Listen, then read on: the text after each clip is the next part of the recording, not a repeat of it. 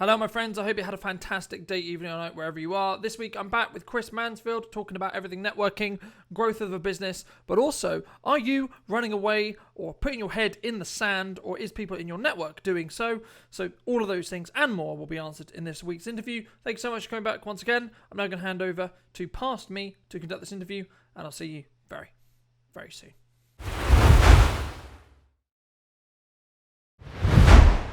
My name is Chris Mansfield. My business is Fusion, the business catalyst, and in essence, I'm a professional networker. So I'm retained by a small number of carefully selected businesses to go networking on their behalf, and that's what I do for a living. Fantastic. Thank you so much, Chris. And of course, we met through networking, funnily enough. Shock to no one. But the reason why I wanted to bring you back on the show is because in the last 3 months, I've made a quite interesting change that we were briefly talking about in the pre-show. But I think it's an important metric because there's a lot of fear in the market right now around, okay, there's some contraction happening. Okay, there's quite a lot of stress regarding mortgages and money and stress and etc. related to finances, right? And being in business. And I guess networking could potentially be seen as one of those easy things to be like, oh, it costs me money but doesn't necessarily generate me business instantly. I guess my question to you, as someone who is a professional networker, why is that why is that not necessarily the best decision? Why is that necessarily, because marketing as a whole is that, in theory, that soft budget which people are just like, yeah, we just slash marketing. That'll save us a big chunk of money every year. Yeah, I mean, it's a conversation that a lot of people seem to have, and I've never really quite understood the concept of when things get a bit tough, the first thing businesses start doing is to cut their marketing back, which kind of seems a bit counterintuitive. I think possibly with networking, people, well, they should understand that it's a slower burn. It's not you tip up at an event with a box of business cards and magic happens. I mean, you might occasionally get the odd immediate pickup, but generally speaking, you've got to be out there and get to know people and get them to know you. And it could be that, as you say, businesses are looking at networking and going, well, that's a budget that fundamentally is just paying for food and drink and it's not actually producing much on a regular basis. Therefore, I might cut that first. But then if you do that, where's the budget going to go? Are you just going to stop spending that budget, or are you going to transfer it to something else? And if something else, then what? And fundamentally, you could end up with a potential all your eggs in the one basket that you think is going to work, but in actual fact, it doesn't. And I think it's a really important principle, right? Which is continuing, firstly, yes, you should measure these things. Yes, you should use data. Yes, you should look at, okay, what's working, what isn't, what potentially is going to work, what isn't going to work, etc. But also be aware that you should be doing stuff short term, mid term, and long term for your business consistently. Because if you just look at short term, then, arguably strategies like cold selling, cold DMing, upselling, using your network, these are things that we can short term generate work from, right? But what about 3 months? What about 6 months? What about a year, right? Now, we have no idea because we can't tell the future where the economy is going to go. But what I can tell you is a human will probably want what you sell, whatever it is at that time. How are you going to make sure that you're the person that they choose at that time, right? And from Well, I mean, that's the thing I talk to a lot of people about. You can imagine at the moment people are always saying, "Oh, what are your top tips on networking, and what's the best thing to do?" And of course, there isn't. There's a whole variety of things, but in the main, I think all business people that go networking need to remember one factor, especially those that are just going out with a box of cards and hitting as many people as possible. You've got to remember that not actually everybody wants what you do. And a lot of businesses don't kind of get that. They'll tip up at an event, as I say, with a box of cards and hand out a card to everybody and feel they've done a good job because they've connected with 40, 50 people. And of course, in reality, they haven't, and they're not going to actually turn around anything from that at all. So once you understand that not everyone wants what you do, you then got to figure out that even those people that might need what you do at some point might not want it right now. But as and when they do, and they're only going to do that if they know, like, and trust you, they've got to get to know you. So you've got to give them that time and space to do that. But as and when they do need what you do, or better still, they meet someone else who wants what you do, then they've got to think of you first. And the only way that's going to happen through networking is by being, well, like with any other marketing, you've got to be regular and consistent. You can't just do one batch of pay-per-click and expect it to sell loads of products. It doesn't work. So that's the thing. You've got to be regular, got to be consistent, got to be likable, got to be memorable, and you've got to be there.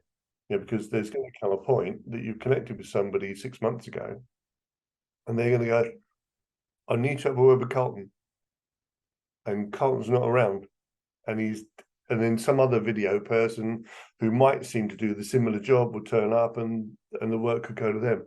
So you've got to continue. Yeah, I think that's a really important point, as well, to understand, well, number one, who are you talking to, but also then having that consistent element, right? Now, some people would argue, okay, is that a significant investment of my time, and is that a good idea? Because something that I've seen personally, especially as I've made this interesting shift and this kind of test in, okay, what can I, for the audience's sake, 3-4 months ago, I made the decision to basically pull back from networking for potentially forever, but probably not for now, right? To see, okay, because I was very aware that I was spending a huge amount of time doing a huge amount of things and I wasn't doing any of them very well, right? So I was like, right, okay, I need to pull back here and I need to refocus and re-strategize on what I'm actually doing. And actually, how can I leverage? And I have a lot of things that I'm doing and a lot of things I want to do. So how can I better? And I just needed the mental space to just be like, look, I need to just not do this. I'm aware of what I was doing that, but it was also allowing me to re-synergize and refocus on what I'm doing with content, and refocus on the podcast, and refocus on the show, and etc. And the actual network that I've established on those years that I've been doing networking as well, right? Which I think sometimes we misunderstand or misappreciate the quote-unquote amount of karma which we can have or do have within those networks. And I've, really started going and tapping into that already established connection list. For me personally, I've got, I think, 1,000 connections on LinkedIn, probably about 50% of which couldn't tell you what they do, couldn't tell you who they are, couldn't even tell you how I initially connected with them, right? Which is a problem, right? For me, I would say is a potential problem. Yeah, I mean, but as you were saying, if you're looking at reshaping the content and stuff, that's all new stuff. When I talk to people about going networking, one of the questions I talk to people, because many people have this idea that when you go networking, you've only got to speak to new people. And, well, there's no point talking to Carlton because I already know Carlton. I know what Carlton does. But in reality, of course, things could have changed. And one of the questions I always ask people is, what's new? What has anything changed? What's happening in your world at the moment, rather than assume that nothing has changed. So you're talking about reviewing the content that you're creating. That's all new content. And if you've got 1,000+ connections on LinkedIn, then that's 1,000+ connections you could start sharing that new content with, without necessarily going out and bringing in more contacts. Utilize the ones you've already got. And I think it's very important to do everything you're doing marketing wise now, especially, to be very serious and very strategic and very focused and very consistent with whatever those things are, right? So if you're going to go down the content route, okay, you're consistent with content. Okay, if you're going to go down the networking route, you're consistent with networking. Okay, if you're going to go down Facebook ads, Google ads, whatever it may be, okay, you're consistent with that as well, and you budgeted and you time accordingly and etc. Whatever the strategy is, right? Which is a larger conversation, of course. But I guess there's been this interesting principle, especially over the summer, where, and we talked about it a little bit, about the mindset that people have, right? And I've had this conversation with many business owners and many people lately, which is this concept of like, the world and the economy is not in a great place, yet I'm still going on holiday. What? Yeah. Look, I get you need a space. I get family's important. I get all of that. I understand it. I do, right? I do. But do you? And this is not pointing any fingers at anyone, right? But do you feel people are running away a bit? Like, oh, I can't deal with that problem. Instead of putting in the hours or putting in the work that they could be doing now to make sure that in 3 months, 4 months, 6 months, 12 months, 18 months, etc. As, let's be honest, things get a little bit worse, right? Because they're going to get worse before they get better. Unfortunately, they just are. Again, we might be very wrong. It all might be rosy by tomorrow. Fantastic. All fingers crossed. Wonderful. In a world where it's not, are people running away? It's interesting, isn't it? Yeah, I mean, it is interesting because if we turn on the news, fundamentally the news currently, apart from wars and storms and goodness knows what else, the news fundamentally is about the cost of our energy, the cost of our mortgages going up, the cost of food shopping going up, etc., or the rate of it may be slowing down slightly, but it's still going up, so if you were to just sit and read the news and watch the media, then everything's doom and gloom and we should all be broke by now. Following that, and speaking as I have coincidentally to 3 or 4 travel agents recently and travel counsellors and the like, I've fallen into the trap of assuming that they're struggling at the moment, because if we're all broke, how can people afford to be booking those holidays? But they said, surprisingly, on the contrary, they are really busy. To every man, every woman that I spoke to in that field has said, we're really busy. And you think, well, how is that if we're all meant to be broke? And the answer came back that a lot of the conversations they've had is purely what you just said. It's a mindset thing. It's an anxiety. It's a stress. We need a break. We need a rest. We need to get away from this situation and regroup and restructure ourselves. Some of them, it's just a case of I deserve it. I've been working hard. I deserve a holiday, and I'm going to have one no matter what. The cost of the travel and the holidays are all going up, and you think, well, it's all counterintuitive. It doesn't really work, but you've only got to see the issues that they had with flight controls the other day. And the flights that were grounded, there were thousands of people in all sorts of trouble. And you go, well, how did you all get away on holiday if everyone's broke? And the thing that kind of springs to mind is that looking ahead is, well, they're obviously affording it by potentially putting it on credit, elongated means of paying it off or whatever. No one's paying cash for a 2, 3, 4, 5 grand holiday, are they? And therefore, you've got the potential situation in a few months' time when the stress levels are going to get worse, because people are going to realise, in actual fact, they've got thousands of pounds of debt they've got to pay back. And then the holiday that gave them a break and eased their stress at the time has now actually made things worse, potentially. Interesting, isn't it? I personally, I always find it, and the pandemic really showed me this specifically with me personally, which is what happens when your back's against the wall. What's your default, right? Some people's default, wrong. Again, this is not a judgment. This is just an observation, right? Which is some people's default, like mine, and I believe is like yours, is right. Okay, what can we do, and how harder do I need to work to counterbalance this reality? Okay, fine, fantastic, wonderful, right? Another reality is, how do I run away? Yeah. How do I get away from this in the short term? And but it's interesting because the pandemic didn't allow that. That's option. what I mean. It was what you do. Go to the living room. We did. Yeah. I'm having a holiday in the living room from the couch. Yeah, I said I'm going to sleep on the sofa to cut the commute down to my dining table. But yeah, no, it's very true, and I think COVID taught a lot of people an awful lot of lessons, good lessons. That when trouble strikes, you hold yourself accountable. You have a look at what the options are, and you hopefully, if you've got a strong enough mindset and the opportunities, you can reinvent yourself. A lot of people went off and did the thing they've always wanted to do for employment. They found they'd actually been stuck in the wrong hole for 15, 20 years, and this was an opportunity to go and do the thing they've always wanted to do. So there was that side of it. There was a lot of collaboration going on. Businesses that were in the same sector but had never spoken before because they were competition were now talking to each other and going, how are you finding it? Are there ways around this situation? What could we do if we got together and kind of pooled our resources? And I think there's an awful lot of benefit to be gained from that kind of experience. And I think we could be looking at the situation now. Look at your business, review what you've been doing. As I said to you before, this thing about a fool. Yeah, the fool is the person that just does the same thing over and over and expects different results. But if you, yeah, I mean, look at all the things you've been doing. Look at what you could do to change. When you're going networking, if you are going to continue going networking, then maybe focus a little bit less on just finding new customers and maybe looking for collaborative opportunities, businesses that could be a good source for you. And instead of just thinking about yourself, try spending more time trying to help other people, and try the B&I givers gain thing, the thing where you actually give out a load and people give a load back. Try that, because it really does work.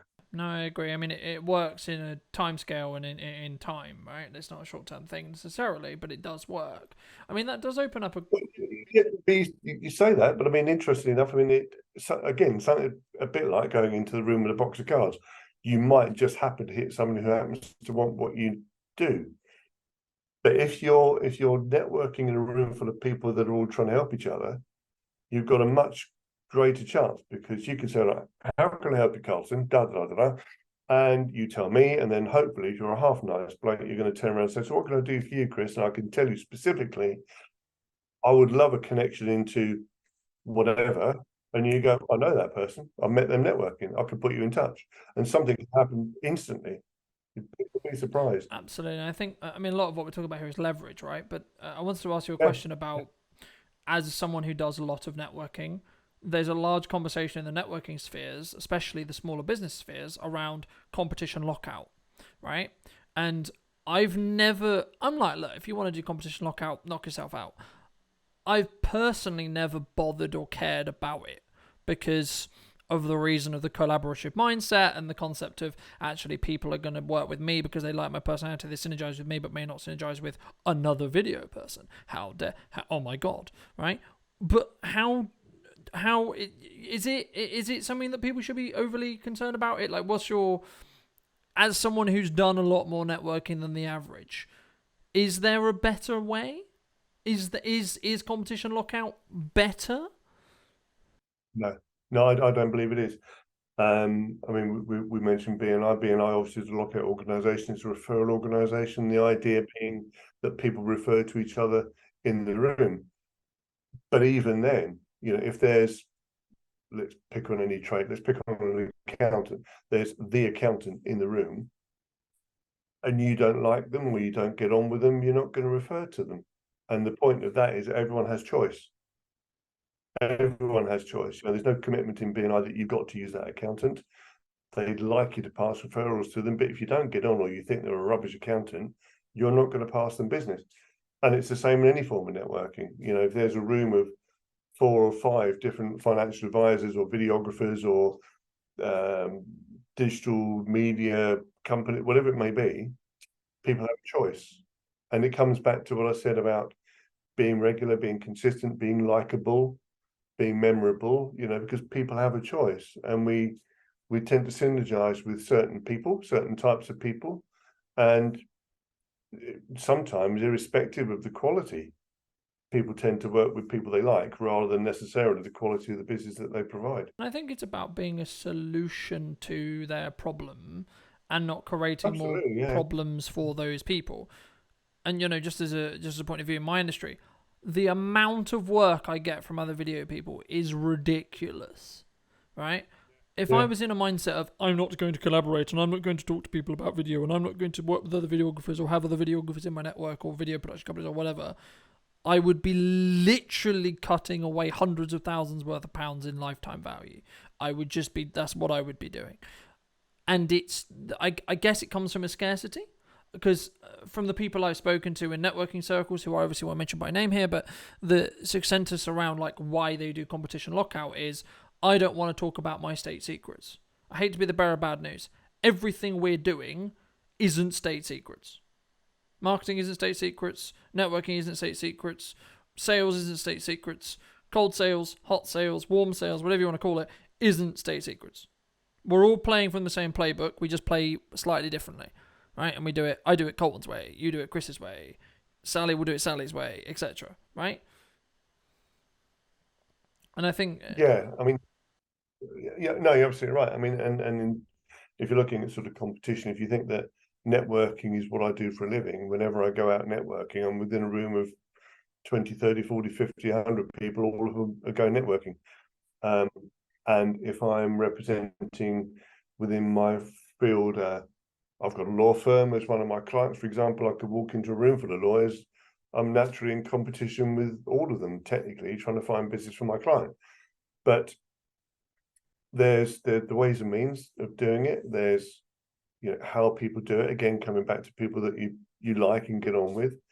And also, I think from my perspective, my position is slightly different, because in essence, I'm not selling my client services outside. I'm not a salesperson, but I'm making like third-party recommendations, you know, which is to say, well, you know, if I've got this right, your business may struggle with this particular kind of problem. One of my clients who I work with, they provide a solution for that, you know, and the reason that I work with them, or the reason their clients work with them, is because of this. So you're kind of giving them social proof as well. But individual businesses and business people going networking can do the same thing. You know, if you can start off a conversation when someone asks you what you do, you can say, well, I help companies like yours by providing a solution to this type of problem. And the reason my clients work with us is because of this. Do you fancy having a coffee? And there's no reason why individual businesses can't do exactly the same as I do. But they tend not to. They tend to go in with the sales hit list. This is all the things we do, and this is why we're great. And then the response to that psychologically and subconsciously is, well, you would say that, wouldn't you? Because it's your business. Of course, you're great. Yeah, exactly. You have bias, and this is what I say whenever people ask me, "What's the golden marketing solution?" I'm like, "Who are you talking to? Yeah. You're talking to me, it's video. You're talking to a web developer, it's websites. If you're talking to a copywriter, it's Yeah. blog writing. If you're talking to a photographer, it's photos. Right? We're biased. Period. We are. But when you're talking to a marketing strategist, they say it's all of the above. And you have to do them all simultaneously, right? Yeah. Okay, but actually, and then, this is what I work with coaching clients on. It's like, actually, no, what suits you and your communication style, right? Are you a great writer? Okay, fantastic. Let's write a load of things and let's build that as the strategy, right? Okay, maybe that's not the thing you really care about or really good at. Okay, but are you charismatic? Can you talk? Can you articulate yourself well? Okay, fantastic. Let's put a camera in front of you and get you to talk into that. Okay, cool. Yeah. Magic. If you can have a conversation with someone, it's very likely with some coaching you can do that to a camera, and then you're scaling that message. But I guess that... Heaven forbid, let's look at who your target audience is. Yeah. What are they what are they consuming? Maybe adapt the message for the audience, you know? Yeah, no, absolutely. 100%. And, at the end of the day, what problem are you fixing? What solution are you providing to the market, right? Because you can put all the bells and whistles on it and all the shininess on it, all you like. But that's actually what I care about as a consumer, as a business person. And that is one of the most common problems I come across when I'm networking. The inability for an individual just to very succinctly say what it is they do. We've all had it. You go in and you ask someone about their business, they talk for about 15, 20 minutes, and you've got no idea actually what they're going to do for you, and I talk to a number of businesses when I'm out sort of coaching people on networking, about getting that focus. What is it you do, and who do you do it for, and why should they do it with you? I mean, something which I did before I made the decision to step away from networking for short or midterm was, in my pitch, I didn't even pitch. I just said, would you like to reach X amount of people, right? Because I'm hitting these numbers. So I just leveraged the numbers, right? Didn't even say how, didn't even say why, didn't say what, didn't say who they were. I just said, do you want to hit X, or whatever the amount was that month? And then that got interest. And then I just moved on. Because normally, traditionally, in networking, you have 1 minute. I made an absolute decision to be like, I'm going to use 10 seconds. Not because I need a minute, not because I want to be, oh, look at me, I'm going to have an amazing 1 minute. No, because I want to make a very succinct point and then let everyone else think about it. Yeah. And have that curiosity to go, what? That's a big number. What? Yeah, because at the end of the day, it seems to me that the majority of people, when they're interested in what it is you actually do, they're just looking for, can you save them money, make them money, or save them time? That's when you really whittle it down. Or a combination of the above. Exactly, that's what most people are looking for. I was chatting to somebody about this very subject only yesterday, actually. And I said to her, so tell me what your business is, what is it you do? And they said, we're a digital marketing agency. Right. I actually asked you what you Fantastic. What do. does that mean? Well, that's what we do. We're a digital. Yeah, but what does that do for me? Are you going to? Oh well, we can help your business make more money by generating more leads through your website, making your website more attractive, whatever it may be. I went, well, that's what you do. You're ultimately going to make me some more money by generating more business through your magical jiggery pokery that you do but what you do isn't a digital marketing agency. That's how you do it. Yeah. Yeah. So what do you actually do? That's what you've got to identify what it is you do for Yeah. people, So and then take interest. And as you say, if you can give it to them in one sentence, even if it's a nice sort of cryptic one, it's supposed to generate hopefully a conversation. So you go, oh, that's interesting. How do you do that? Or what do you mean by that? Or let's talk more about that. It opens up that conversation. And it reminds me of a quote that's probably been overused, but specifically my business partner for the second business told me ages ago: the most confident person in the room will say the least, right? Mm-hmm. And the main reason why you do that is because you don't need the validation of everyone else looking at you, because you already know your shit. But the issue comes is when people have this nervous tendency because they're new to networking, they're new to conversation, whatever. Okay, I'm going to talk. Okay, Chris, I'm going to talk. Okay, Chris, how are you? Oh my God, Chris. 20 minutes later, they're still going. And the advice I always give, and I'm sure you give the same, is try to talk as little as possible, ask open questions, and get them to talk about themselves. Because that removes all the stress and all the pressure and all the anxiety away from you. Right? So very simply, you can just go, oh, how were you, Chris? Oh, went on holiday, ironically, considering the earlier conversation. And then the key point there is remember those things that they told you. So when and if you see them again, you can go, oh, hey, how was that holiday? Or how was the summer? Or how was the whatever that thing was that you remembered? Because then that person's going to go, hey, they remembered that. And that was 3 months ago, 6 months ago, 2 months ago, month ago, whatever it may be, and everyone's lives really busy. So if you remember those little details, you're going to now stand apart. And I'm now going to choose potentially to think a little bit more about what you do and care a little bit more about you as a person, which in turn will mean about what you do, right? If you do that. And then it also removes that massive level of anxiety, because most reason why most starting out businesses don't do networking is because, oh my God, Chris, it's terrifying. Yeah. No, you're right. And it's one of the benefits I found from online networking, strangely enough, because when you've got like 10, 15, 20 people on a screen, and I'd had one or two comments in the past where when it comes around to me and you say, well, I'm a professional networker, I say, well, you're being really quiet, for a network, you don't say much, do you? I said, well, no, because I'm sitting here and listening to everybody else. You can sit in the corner and you can listen to 15, 20 people all introduce themselves one by one. You're learning who they are, what they do. And then when you hear other people interacting with each other, you just sit there and take notes. Okay, so these people say, I've got this problem in my business, I've got that problem in my business. Okay, I've got someone who can fix that, and you just listen. You don't have to say a word. You can everyone else will tell you what you need to know.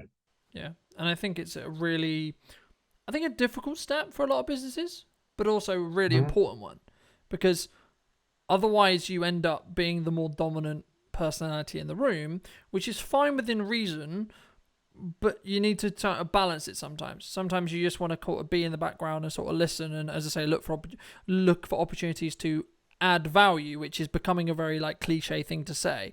But what it really means is what you're saying worth the attention and the time that you're taking up, really, for that room? Or is it just fluff? All right? Don't be that person who adds fluff, because no one's going to necessarily remember you, but also they're going to remember you as the person who was difficult, slowed down the meeting, and or created fluff in the meeting, which is not necessarily what you're looking for. What you're looking for is, hey, that person said something really impactful that actually gave me a really good idea or was really helpful to my problem that I posed to the room, right? In that respect. But it does open up a question, of course, which is which is better, online or in person question related to networking, right? Which I'm sure you get 1 billion times a day. But for me, it's about understanding, okay, number one, what do you prefer? Because if you're an old school networker, oh, well, this is how we've done it for 1 million years, so of course me going to a networking event and then talking to people is how I generate business. But also it's one of the only ways they generate business for those people. personally, from what I've found in my own experience. That's what they've always done, so why would they change it? But what is there a better? Is there or is it more you need to tweak your strategy if it's online because of the benefits of doing it online in comparison to in person, or like what is it a preferencing? Like what would you say? No, it's definitely a tweaking thing. You can imagine that. Yes, you're right. I have been asked that question lots and lots of times, and you also have the people that say, "Oh, all the groups you go to, which is the best?" Somebody put a post on LinkedIn the other day saying, "Okay, guys, I need recommendations for networking events," and people were popping up going, "This is the best. That's the best. This is the one I like." And I put a little response to this lady saying, "Should we have a quick one-to-one, because networking events are very different. They may suit you, they might not suit you. It depends on what you're looking for, who you are, what your business is. Let's have a chat, and then I can guide you in the direction of different events that might suit you, and then you can choose which is best for you, rather than just going, oh, that's the best one." And I think of online networking as being within that category. Online networking is just another networking avenue. It's another channel, if you like. It's different, and as a sort of mainly social sort of race that we are, we prefer to be in amongst a room of people. In the main, those of you that go networking like to be in amongst other people. We like a bit of food, bit of drink, that kind of thing. It adds to the event and makes it a nicer thing to be at. But not everyone likes that. Some people like the safety of being at home and being able to communicate with 100 people whilst being in the dining room. Some people really love that. And I would say of the two, online networking, I find, is much, much more efficient. It's certainly less stressful, less tiring. You've got the opportunity for the breakout rooms where you get to meet sometimes completely random people that you would never have chatted to before. There's no interruption. You and I are having this conversation now. We don't have a crowd of people. There's not a lot of noise. We're not having to shout at each other. We've not got people walking in going, "Oh, hello, my name's James, and this is my first," that kind of stuff. So you don't get any of that with your online networking. It's time efficient because you can log in minute to minute. You don't have to spend an hour, whatever, traveling to it and from it. So you don't get that lost time as well. And with all of those benefits, we're of course not even touching on the fact that I can now network anywhere in the world without leaving my lounge. And for a lot of businesses, that's a massive opportunity missed. If you have a business or a service that can be transacted online, over the internet, even face-to-face on Zoom calls, if you have a business like that, you're missing a massive trick if you're not networking online, because there are literally billions of people in the world that you could be connecting with that you're not, because you've only ever done it one way, and the only way to network is to go to that event I go to once a month for a breakfast, or once a week for whatever it may be. I mean, that does open up another question though, which is like, what's the time span? Why? Like, because I think sometimes we look at networking as the like, oh, I'm in trouble, let me go networking. But I would argue that's too late, right?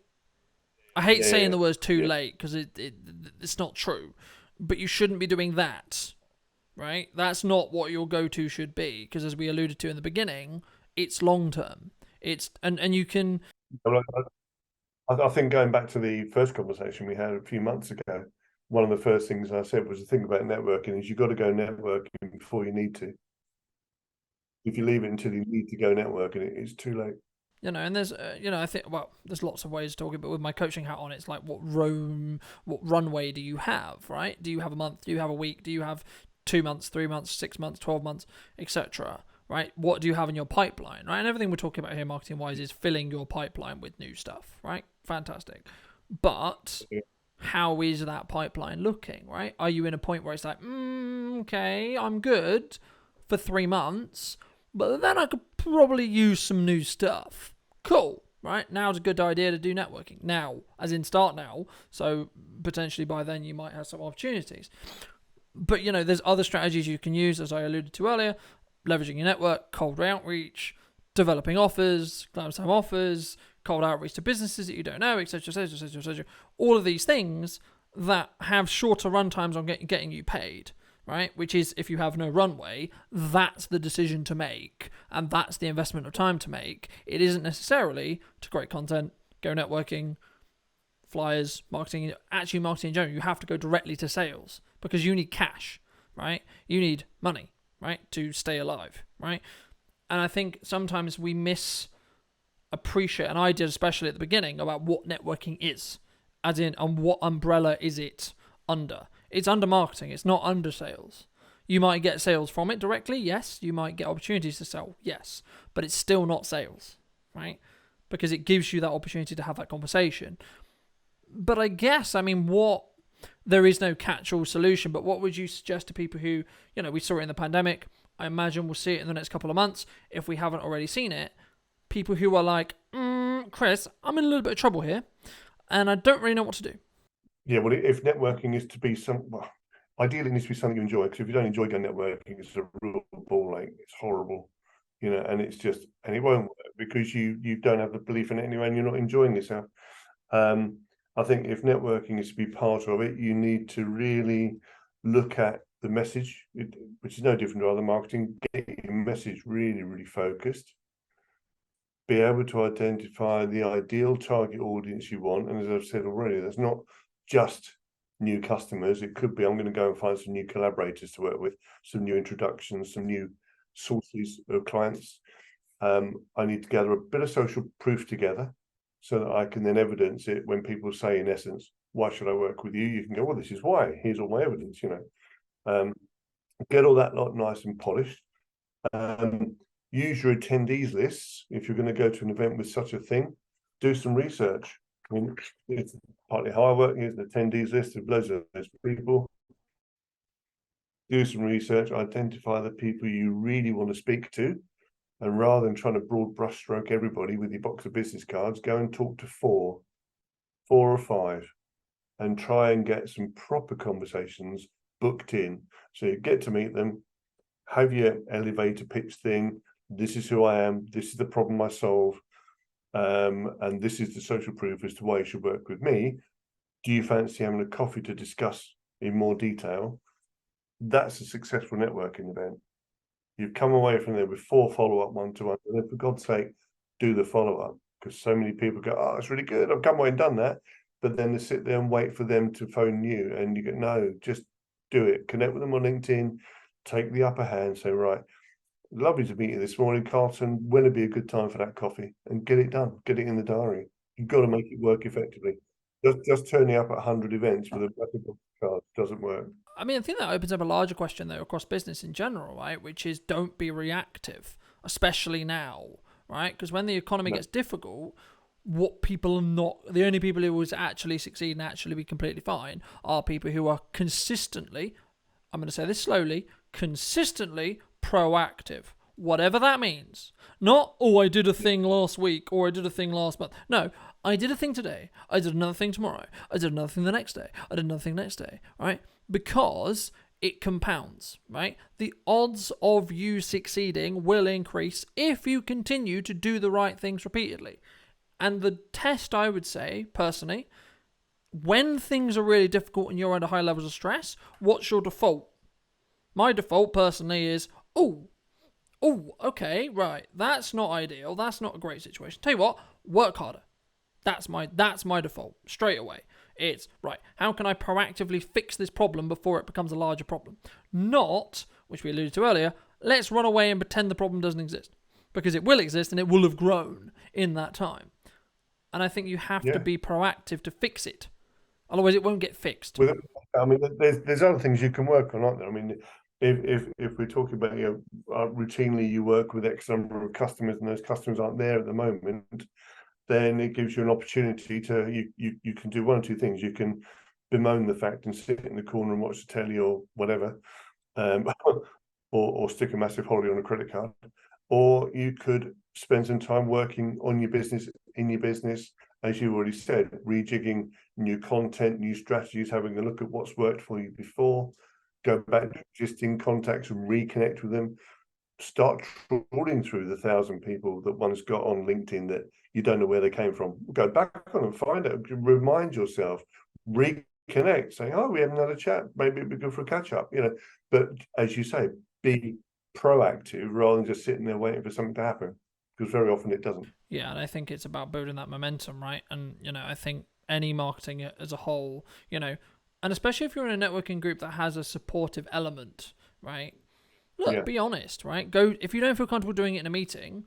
There is success officers, there is owners, there is founders, there is people who will, in I would hope, in all of the ones that I know of, when I've been part of them, in a time of crisis, in a time of need, they have always said, "Ring my phone. I will do what I can." yeah, Always. Always. Every single person I've ever spoken to in networking ever has always said, "My phone is always available for advice." yeah. Well, but my whole business is built exactly on that. Exactly on that. Back in the middle of the lockdown, back in July 2020, I put a post on LinkedIn saying basically I'm up that creek without a paddle, and I need some help. I was looking for a job as a business developer. I mean, God forbid, I haven't been employed for 40 years, so I'm now looking for a job. And I put this post out, bearing all of it, saying, "Look, I'm in trouble. I need some help." And I had so much support from that one post, and then the phone rang. Turned out to be my first ever client on board for Fusion, and they're still a client today, 3.5 years later.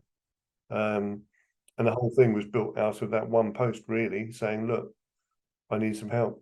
And I think sometimes, especially as business owners, as leaders, as people who are perceived in social media as a successful entrepreneur and this and this and this, how dare you say you need help? How dare you break that illusion? But no, I think that's actually the reason why you'll be successful. Because you don't get complacent, you don't get entitled, you don't get, "Oh, I've been in business 10 years, so I'm entitled to the work." Fuck off.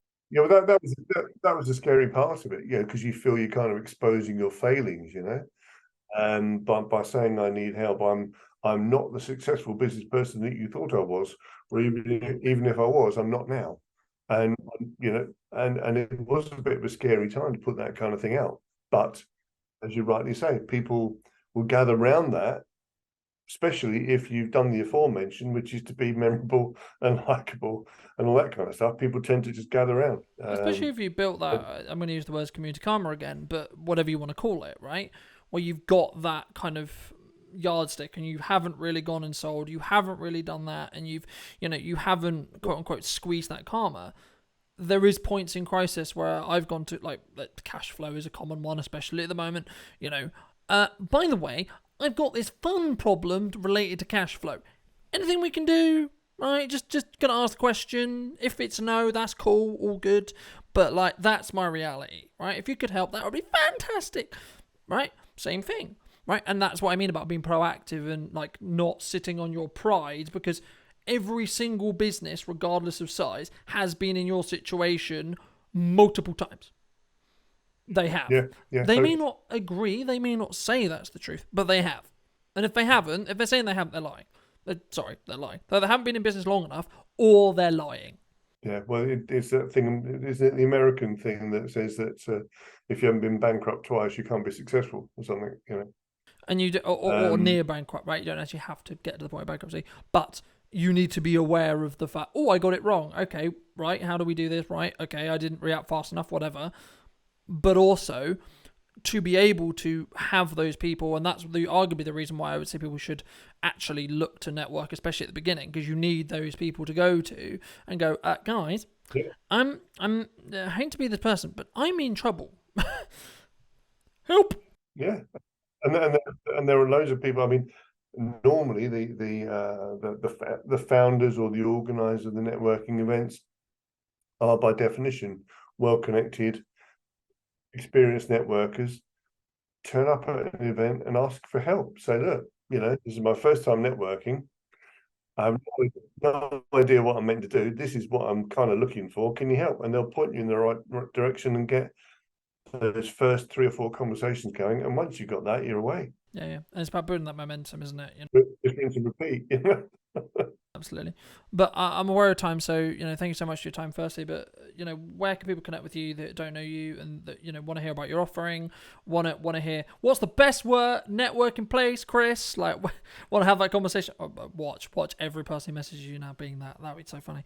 But where can people connect with you? Well, LinkedIn's the easiest place to find me. My business is fusion-business.co.uk is the website, and the email address is chris@fusion-business.co.uk. All my contact details are on my LinkedIn profile. And a little tip, if you can, for a lot of people that have LinkedIn profiles and rely upon them, go back and recheck them. Make sure your business address is on there. So I connect with so many people that are now not carrying business cards because they're green and eco-friendly and all that kind of thing. They go, no, you can find me on LinkedIn. And they go, okay, fine. So I remember the name, or I write it down, and I go to your LinkedIn profile, and it's carlton@gmail.com or whatever. And you go, oh, no. Yeah.